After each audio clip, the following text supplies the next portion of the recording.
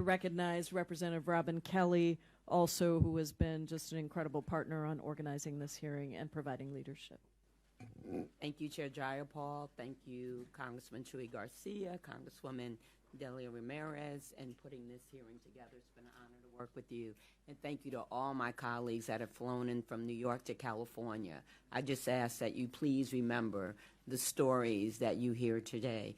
And I want to thank the witnesses for all of you coming out. I especially want to thank Genesis. She's my constituent, and it's brave for a 19-year-old to be able to tell her story.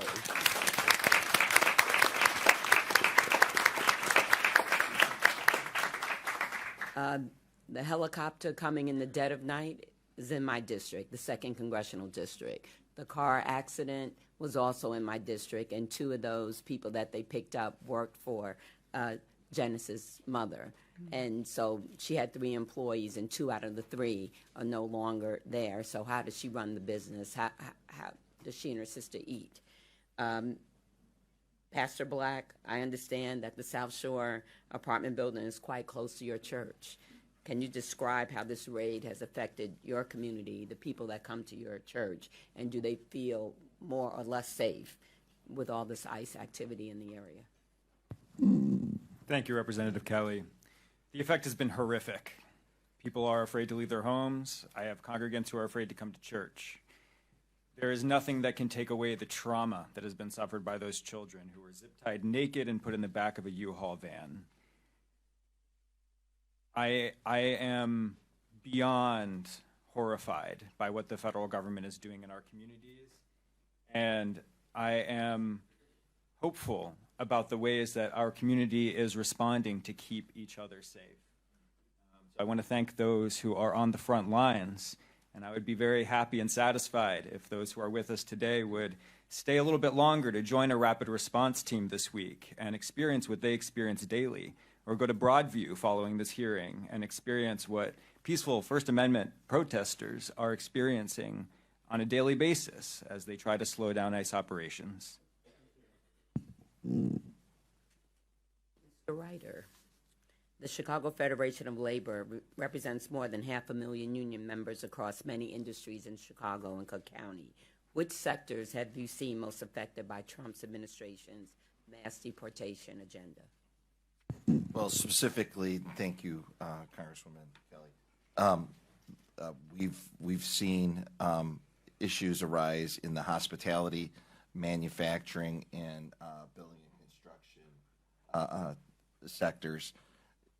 Nothing, though, is immune from Donald Trump's immigration terror operation, as we've seen workers across all industries, including public safety, be detained under questionable circumstances by ICE and Border Patrol. Mr. Fee, can you discuss the consent decree regarding immigration enforcement in Chicago? My understanding is that it limits ICE's ability to make arrests without probable cause or without a warrant. Yes, this is the Castañeda settlement agreement in a consent decree case that National Immigrant Justice Center filed along with Winston & Strawn and the ACLU a few years ago, actually before the Trump administration.